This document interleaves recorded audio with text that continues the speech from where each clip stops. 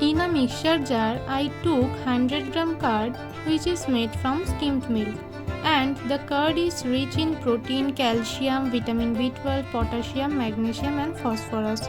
Then I gave the small pieces of mango, which is about 100 gram. And mango is not only delicious and soothing, but at the very time it is a rich source of antioxidant and fiber and vitamin A and vitamin C. And I had soaked 5 grams of almond overnight. Next morning, peel the soaked almonds and add these to the mixture jar. Almonds are rich in MUFA, vitamin E, protein, fiber, magnesium, copper, calcium, and phosphorus. Now I used cardamom powder as needed.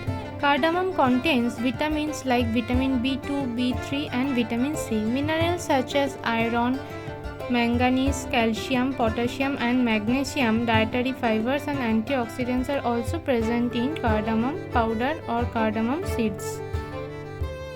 Water I used as per my requirement. Use water as you prefer the consistency of the lassi. And now close the lid of the mixture jar and blend well.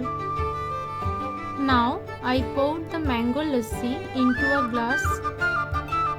So, mango lassi is ready to serve.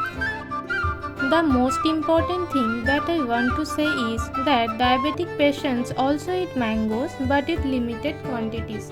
Otherwise, there is a risk of high sugar levels. As the glycemic index of this fruit is very high, that's why doctors also recommended eating less amount of mangoes in diabetes. No food should ever be eaten in excess. So, ripe mangoes are high in calories and high in carbohydrates. That's why diabetic patients can consume ripe mangoes according to their body requirements with the advice of a nutritionist.